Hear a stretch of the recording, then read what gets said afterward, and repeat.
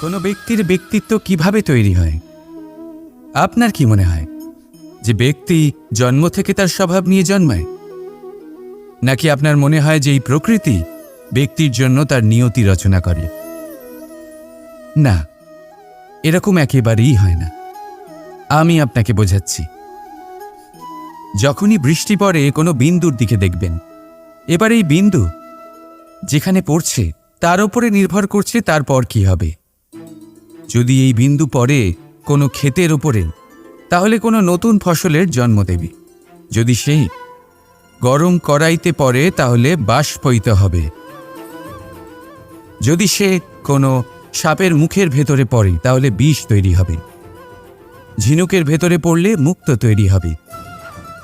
যদি কোনো পাতার ওপরে পড়ে তাহলে শিশির তৈরি হবে।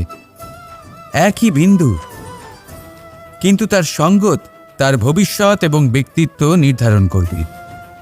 এবার এটা তো শুধুমাত্র এক বিন্দু, তার কাজ হলো শুধুমাত্র পড়া। কোথায় সেটা সেও নির্ধারণ করতে পারে না। কিন্তু আপনি হলেন মানুষ। আপনি বাছাই করতে পারবেন যে আপনার সঙ্গী কারা হবে, কাদের সাথে আপনি মেলামেশা করে বড় হবেন। তাই তা ভালোভাবে করুন, কারণ এই নির্বাচন আপনার হাতে, কারণ এই জীবন আপনার, ভবিষ্যৎ আপনার। এবার আপনি মহান হতে চান কি না তার নির্ণয় আপনাকেই করতে হবে। আসুন আমার সাথে ভালোবেসে বলুন, রাধা রাধা। প্রসন্নতা। এই প্রসন্নতা এমন কোন অনুভূতি নয় যা সৃষ্টিতে শুরু থেকেই ছিল। প্রসন্নতা হলো এমন এক অনুভূতি যা আপনাকে নিজের কর্মের দ্বারা অর্জন করতে হয়। আর যত অন্যকে দেবেন ততই তা অঙ্কুরিত হবে। অর্থাৎ যতটা প্রসন্নতা অন্যকে দিতে পারবেন ততটাই প্রসন্নতা নিজে চলে আপনার কাছে আসবে। এবার আপনি বলবেন, এ তো অত্যন্ত কঠিন কাজ, এ কিভাবে সম্ভব হবে? সবাইকে প্রসন্ন রাখা তো স্বয়ং মহাদেবেরও সাধ্য নয়। আমরা তো হলাম সাধারণ মানুষ, এ কিভাবে হতে পারে? চলুন, আপনার এই কথা আমি মেনে নিলাম। সবাইকে প্রসন্ন রাখা সম্ভব নয়, এটা 100% সত্যি কথা। কিন্তু আমরা চেষ্টা তো করতেই পারি যে প্রসন্নতা না হোক, আমরা যেন কাউকে দুঃখ না দিই। এটা তো আমরা করতেই পারি। যত এই দুঃখ দূর হবে ততটাই সুখ ছড়িয়ে পড়বে, আর যত এই সুখ ছড়িয়ে পড়বে ততই বাড়বে এই প্রসন্নতা। তাহলে আসুন এই প্রসন্নতার সাথেই বলুন, রাধা রাধা। অনেক সময় মানুষ অতীতকে দেখেন আর তখন অহংবোধে পরিপূর্ণ হয়ে ওঠেন। কখনো বর্তমানের দিকে তাকান, ভবিষ্যতের দিকে তাকান আর পরিতৃপ্তিতে ভরে ওঠেন। কেন বুঝতে পারেন না একটা সহজ কথা? এই যে সৃষ্টি, এই সৃষ্টি হলো একটা বড় চক্র যা বারংবার আপনার কাছে ফিরে আসবেই। কঠিন থেকে কঠিনতর পরীক্ষায় আপনাকে নিযুক্ত করবে, যাতে আপনাকে উত্তীর্ণ হতেই হবে। যা কাল ছিল তা আজ নেই, এটা সবাই জানেন। যা আজ আছে তা হয়তো কাল থাকবে না, এটাও আপনাকে মেনে নিতে হবে, তাও আবার হাসি মুখে। শান্ত থাকতে শিখুন আর কখনোই মনের মধ্যে অহংকার উৎপন্ন হতে দেবেন না। হতে শিখুন সেই হিমবাহের মতো। হয়তো এই জন্যই এত শীতল থাকে, কারণ ও জানে গতকালও জল রূপে ছিল, আজ বরফ রূপে হয়তো আছে, কিন্তু কাল পুনরায় সে জলেই পরিণত হবে। নিজেকে শান্ত রাখুন। হয়তো আজ আপনি সাফল্যের শিখরে আছেন, হয়তো বা নেই। আপনাকে প্রত্যেক দিন অবশ্যই দেখতে হবে। শুধু নিরন্তর প্রচেষ্টা করতে থাকুন, প্রত্যেক পরিস্থিতির জন্য তৈরি থাকুন, আর একে ভারসাম্যে রাখতে শিখুন। আপনার কাল হোক, আজ হোক বা আগামীকাল, আপনার ভালো দিন হোক বা খারাপ দিন, সব পবিত্র হয়ে যাবে। তাহলে আসুন আর আমার সাথে ভালোবেসে বলুন, রাধা রাধা। যখন একজন ভক্ত এবং তার ভগবান এক আকার ধারণ করেন, যখন একজন ভক্ত নিজের ভগবানের প্রতি, নিজের জীবনের লক্ষ্যের প্রতি সম্পূর্ণরূপে সমর্পিত হয়ে যান, তখন জন্মগ্রহণ করে ভক্তি। আর তখন সংসারের সমস্ত আশা তিনি ত্যাগ করতে পারেন। সমস্ত আশা শেষ হতে পারে, কিন্তু মানুষের সঙ্গ ভক্তি কখনো ত্যাগ করে না। যখন ভক্ত ও ভগবান এক আকার ধারণ করেন, এক হয়ে যান, তখন রথী এবং সারথীর মধ্যে কোনো পার্থক্য থাকে না। তারাও এক হয়ে যান। একটাই ব্যক্তিত্ব, একটাই অস্তিত্ব। আর সেই জন্যই কখনো কখনো রথীর আদেশ ছাড়াই সারথী রথ চালিয়ে দেন, আবার কখনো সারথীর পরামর্শ ছাড়াই রথী আক্রমণ করে ফেলেন। এ তো শুধুমাত্র আরও একটা গুণ সেই সারথীর মধ্যে, যিনি ধর্ম স্থাপনার মহান কাজে আমার সারথী হতে চলেছেন। তাহলে আসুন আমার সাথে ভালোবেসে বলুন, রাধা রাধা। বরদান এবং অভিশাপ, এই দুই হলো একই মুদ্রার দুটি পিঠ। এই বরদান আমরা অনেক কারণে পেতে পারি। কখনো নিজের পরিশ্রমের কারণে, কখনো নিজের তপস্যার কারণে, কখনো আমাদের পূর্বপুরুষদের কর্ম ও তপস্যার কারণে। কিন্তু এই বরদান কতক্ষণ বরদান থাকবে তা আমরা নিশ্চিত করতে পারি না। তা সুনিশ্চিত করে শুধুমাত্র আমাদের কর্ম। যদি আপনাকে উদাহরণ দিই, আপনি রেশমের কীট দেখেছেন? ও বরদান পেয়েছে যে ও নিজের সুরক্ষার জন্য খোলস বানাতে পারে। এবারও তাতে এত মত্ত হয়ে যায় যে এমন এক আবরণ বানিয়ে ফেলে যাতে সে নিজেই আবদ্ধ হয়ে চাপা পড়ে মরে যায়। এটার তাৎপর্য কি? তাৎপর্য খুবই সরল। গর্ব করা খুবই ভালো, কিন্তু অহংকার করা কখনোই উচিত নয়। যদি অহংকার মনের মধ্যে প্রবেশ করে, তাহলে এই বরদান অভিশাপে পরিণত হতে সময় লাগে না। আর যদি কর্মশ্রেষ্ঠ হয়, তাহলে অভিশাপও বরদানে পরিণত হয়। তাহলে আসুন শ্রেষ্ঠ কর্ম করুন আর আমার সাথে ভালোবেসে বলুন, রাধা রাধা। জীবনে শিখরে পৌঁছানোর জন্য মানুষের কি প্রয়োজন হয়ে থাকে? সিঁড়ির। কিন্তু তাও প্রত্যেক মানুষ, প্রত্যেক ব্যক্তি শিখরে পৌঁছতে পারেন না। এর কারণ কি? কারণ একটা হতে পারে যে মানুষ কল্পনা করতে থাকেন কিন্তু সিঁড়ি খুঁজে পান না। কিছু মানুষ খুঁজে নেন, কিন্তু তা পেয়ে এতটাই প্রসন্ন হয়ে যান যে তারপর আর কোনো কর্মই করেন না। খুব সোজা ব্যাপার। অনেক মানুষ সিঁড়ি খুঁজে পান না, আর যদি পেয়েও যান, তাও যতক্ষণ না তাতে চড়ছেন সেই শিখরে পৌঁছবেন কি করে?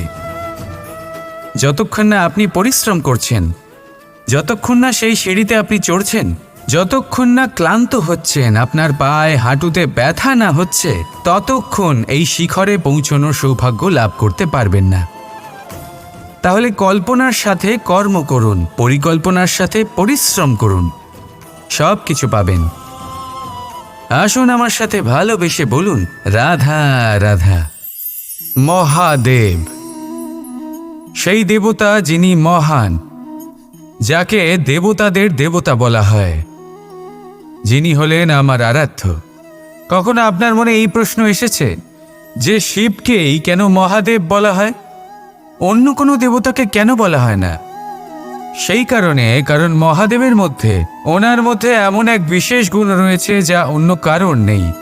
তা হলো নিঃস্বার্থ হয়ে মানুষের সেবা করা।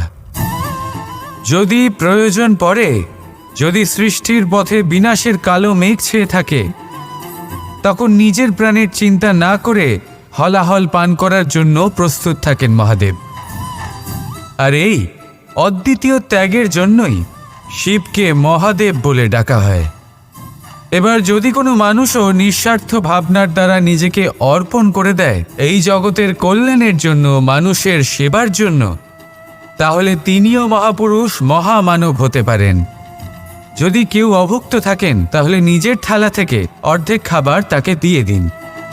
যদি কেউ অসুস্থ হন, তাহলে তাকে সেবা করার, চিকিৎসা করার চেষ্টা করুন।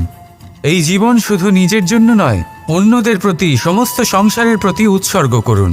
যদি এইসব মানুষ শিখে যান, তাহলে তিনি মহাদেবের পথে অগ্রসর হতে পারেন। যদি মানুষ নিঃস্বার্থ ভাবনার দ্বারা এই সংসারের সেবা করতে শিখে যান, তাহলে তিনি নিশ্চিত রূপে মহামানব অবশ্যই হতে পারবেন। আসুন আমার সাথে ভালোবেসে বলুন, রাধা রাধা। আপনি কি কখনো কোনো জলের ধারা দেখেছেন? তার সামনে যতই মাটি থাকুক না কেন, যতই কাদা থাকুক না কেন, যখন এই জলের ধারা বইতে আরম্ভ করে দেয়, তখন এই কাদাকে নিজেই ধুয়ে নিয়ে যায়। ওই কাদাকে ধুয়ে দেয় এবং নিজের পথ নিজেই তৈরি করে নেয়। তাহলে আপনিও এরকম জলের মতো হয়ে উঠুন। যদি হয়ে উঠতে পারেন, তাহলে নিজের মনের, নিজের ভাবনার, নিজের জীবনের যত অনাবশ্যক তত্ত্ব আছে, অনুপযোগী অংশ রয়েছে, অর্থাৎ অপরিষ্কার অংশ রয়েছে, তা নিজে থেকেই নির্মল হয়ে উঠবে। আর যেরকম জলের ধারা কখনো থেমে থাকে না, সব সময় বয়ে চলে, সেইভাবে আপনিও কখনোই থামবেন না। সবসময় বয়ে চলুন, এগোতে থাকুন। পথে যদি অনেক বিপদ আসে, সমস্যা আসে, থামবেন না, তার উপর নিরন্তর প্রহার করুন, নিরন্তর প্রয়াস করুন আর অগ্রসর হন। আপনি ভেবে দেখুন, এই জলের ধারা কখনো থেমে থাকে না, সবসময় বয়ে চলে, বিপদের সম্মুখীন হয়ে তাকে সাথে বয়ে নিয়ে চলে। সেই জন্য জলের ধারা, প্রবাহমান এই ধারা, এর থেকে কখনো দুর্গন্ধ আসে না, এতে কখনো ময়লা জমতে পারে না, বরং পালিত হয় সুন্দর প্রাণবন্ত জীবজন্তু, যেমন সুন্দর ছোট মাছ। তাই আপনিও এটাই করুন, কখনো থামবেন না, শুধু চলতে থাকুন, জলের ধারার মতো বইতে থাকুন। আপনি আপনার লক্ষ্য অবশ্যই খুঁজে পাবেন, আর তার সাথে নিজের অন্তরের যে মালিন্য রয়েছে, তা আপনি নিজেই নিজের থেকে দূরে করে দেবেন। তাহলে আসুন আর আমার সাথে ভালোবেসে বলুন, রাধা রাধা। কথায় আছে যে নিজে করে দেখো, নিজে অভিজ্ঞতা প্রাপ্ত করো, নিজে শেখো, নিজে জানো, এতে কোনো কিছুই অনুচিত নেই। দেখুন, এমন নতুন কিছু করা যা আজ পর্যন্ত কখনো কেউ করেননি, তার থেকে যে অভিজ্ঞতা আসবে তা না শুধু আপনার জন্য বরং সবার জন্য লাভদায়ক হবে। যারা আপনাকে দেখে শিখছেন তাদেরও এতে লাভই হবে। কিন্তু সমস্যা কোথায় উৎপন্ন হয় সেটা আমি আপনাকে বলি। আমাদের জীবনকাল এতটাও বড় নয় যে প্রত্যেক কাজ করে আমরা অভিজ্ঞতা দ্বারা কিছু শিখতে পারবো। এবার ধরুন, এই যে আগুন গরম হয়, এটা জানার জন্য সংসারের প্রত্যেক মানুষকে আগুনে হাত দেওয়ার কোনো প্রয়োজন নেই। সংসারে অনেক লোক রয়েছেন, অনেক মহাপুরুষ ছিলেন, বিদ্বান লোক আছেন, ছিলেন, বুদ্ধিমান লোক ছিলেন, যাদের অভিজ্ঞতা দ্বারা আমরাও শিখতে পারি। ওনাদের জীবনকে দেখে আমরাও অভিজ্ঞতা লাভ করতে পারি। যদি এটা করেন তাহলে জীবন আরও কিছুটা সরল হয়ে যাবে। নয়তো আমাদের কাছে তো বিকল্প রয়েছেই। আগুনে হাত দিয়ে দেখুন, সমুদ্রে ঝাঁপ দিয়ে দেখে নিন, অনেক বিকল্প রয়েছে। সিদ্ধান্ত আপনারই। তাই সঠিক সিদ্ধান্ত নিন আর আমার সাথে ভালোবেসে বলুন, রাধা রাধা। জীবনে কখনো না কখনো এই প্রশ্ন আপনার মনে এসেই থাকে যে আমরা আসলে কি, কোথা থেকে এসেছি, সূত্রপাত কোত্থেকে হয়েছে, লক্ষ্যটা কি আর কোথায় পৌঁছতে চাই, আমাদের অস্তিত্ব কি, আর কেন এই জীবন আমরা লাভ করেছি। আসে, বেশিরভাগ মানুষের মনেই এই প্রশ্ন আসে, আর আসাও উচিত। দেখুন, আপনার অধিকার এটা জানা যে আপনি কে, তাই এটা খুঁজতে থাকুন, ভাবতে থাকুন। কিন্তু তার থেকেও বেশি গুরুত্বপূর্ণ কিছু আছে, আপনার কর্তব্য, নিজেকে সঠিকভাবে গড়ে তোলার কর্তব্য। এটাই বেশি গুরুত্বপূর্ণ, এটাই করুন। নিজেকে নির্মাণ করুন, নিজের কর্মগুলিকে, নিজের গুণগুলিকে, নিজের মূল্য নির্মাণ করুন, যা আপনার অস্তিত্বকে আকার দিতে পারে, আপনার পরিচয়কে আকার দিতে পারে, যা আপনাকে আপনার লক্ষ্যে পৌঁছে দিতে পারে, যা আপনাকে আপনার সূত্রপাত দেখাতে পারে, আপনাকে নির্দেশ দিতে পারে। তারপর নিজেকে খোঁজার কোনো অর্থই থাকে না। নিজেকে নির্মাণ করা বেশি গুরুত্বপূর্ণ হয়ে যায়, আর এটাই হলো বেশি গুরুত্বপূর্ণ কাজ। তাই আপনিও এটাই করুন, আর আমার সাথে ভালোবেসে বলুন, রাধা রাধা। নদী হোক বা সাগর হোক, নৌকা আমাদের এটা পার করতে সাহায্য করে। এই নৌকা কখনো কখনো ডুবেও যায়। এবারে এখানেই লুকিয়ে রয়েছে একটা শিক্ষা। অটল জলে এই নৌকা থাকে, তবুও ডুবে যায় না। এটা তখন ডুবে যায় যখন সেই জল নৌকায় প্রবেশ করতে থাকে। যখন জলের স্তর আস্তে আস্তে নৌকায় বেড়ে যায়, তখন নৌকা ডুবে যায়। এবার এটা আমাদের সাথেও হয়। বাইরের সমস্ত সমস্যা, সমস্ত বিপদ, সমস্ত সংকট, সমস্ত দুঃখ, এই সব আমাদের ততক্ষণ ভাঙতে পারে না যতক্ষণ না আমরা এদের আমাদের অন্তরে প্রবেশ করতে দিই। একবার এরা প্রবেশ করে গেলে আমরা ভেঙে গড়িয়ে যাব, ডুবে যাব। এই মনে আগেই প্রেম আর বিশ্বাস ভরে ফেলুন। জীবনে যত বড় বিপদই আসুক না কেন, আপনাকে কখনো ভাঙতে পারবে না। রাধা রাধা। এই পুষ্প দেখতে পাচ্ছেন আপনি? কি সুন্দর এই পুষ্প। সবাই চায় এরকম কোনো এক পুষ্প সে নিজের করে নেবে, নিজের কাছে রাখবে। এবার ভাবুন, এই পুষ্প যে সম্মান পায় তা কিসের জন্য পায়? শুধু কি তাকে সুন্দর দেখতে বলে? আসুন আপনাকে একটা কথা বোঝাই। এই ফুল যখন গাছে থাকে তখন এই রূপ আমাদের আকর্ষণ করে। এই ফুল দিয়ে যদি আপনি মালা বানান, কোনো মূর্তিতে দেন, তাহলে তা সম্মানের নিদর্শন হয়। এবার এই ফুলই যদি আপনি বিছানাতে ছড়িয়ে দেন, তাহলে সেই দৃশ্য দেখে সেই সুবাসে আপনার মন পুলকিত হয়ে ওঠে। কিন্তু ভাবুন, এই পুষ্পই যদি আপনি চিতায় সাজান, তাহলে এই পুষ্পকে আর কেউ সম্মান করে না। এ কি রকম কথা? সেই একই পুষ্প এক পরিস্থিতিতে সম্মান পাচ্ছে, এক পরিস্থিতিতে নয়। কেন? কারণ এতেই লুকিয়ে রয়েছে একটা গুরুত্বপূর্ণ শিক্ষা। এর সারমর্ম হলো এটাই যে এই সম্মান ব্যক্তি বা বস্তুকে করা হয় না, সম্মান করা হয় সময় এবং পরিস্থিতিকে। এবার এই যে সময়, তা কখনোই আমাদের বশে থাকে না। আমাদের বশে থাকে পরিস্থিতি। আমাদের পরিস্থিতি কেমন হবে তার সিদ্ধান্ত স্বয়ং আমরাই নিই। আর যেরকম আমাদের পরিস্থিতি হবে সেরকমই আমাদের সম্মান করা হবে। তাহলে আসুন আমার সাথে ভালোবেসে বলুন, রাধা রাধা।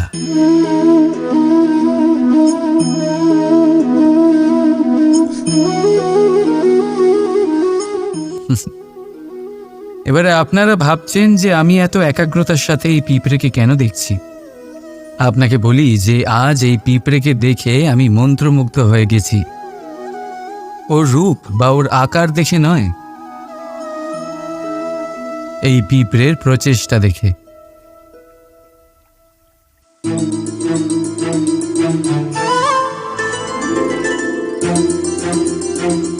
আপনি জানেন, অজস্র পরিশ্রমের পরেই পিঁপড়ে তার নিজের একটা ছোট বাড়ি বানাতে পারে, যা অন্য প্রাণীদের জন্য অত্যন্ত সহজ ব্যাপার।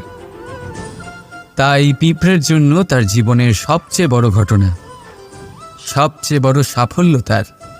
ভবিষ্যতে এই পিঁপড়ে থাকুক বা না থাকুক, তাদের বানানো বাড়ি বহু বছর অবধি টিকে থাকে।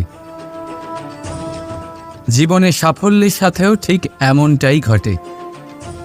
আপনি একদিনে সাফল্য লাভ করতে পারবেন না, কিন্তু যদি আপনি প্রতিদিন চেষ্টা করতে থাকেন, তবে একদিন আপনি অবশ্যই সাফল্য লাভ করবেন। মনে রাখবেন, ভাগ্যের দ্বার তাদের জন্য উন্মুক্ত হয় না যারা হার মেনে নেয়। ভাগ্য তার দ্বার তাদের জন্যই খোলে যারা বসে না থেকে প্রয়াস করে সেই দরজার কড়া নাড়াতে। তাই প্রয়াস করতে থাকুন। সাফল্য অবশ্যই একদিন না একদিন আপনার কাছে আসবেই। রাধা রাধা। এই তালাটা দেখতে পাচ্ছেন আপনি? এই তালাকে ভেঙেও খুলে দেওয়া যায়, আবার ভালোবেসেও খুলে দেওয়া যায়। অর্থাৎ এই তালাটা আপনি এই চাবির দ্বারাও খুলে দিতে পারেন, এই হাতুড়ি দিয়েও খুলে দিতে পারেন। কিন্তু এই খোলাতে তফাৎ আছে। যদি তালা খোলার জন্য আপনি সেটা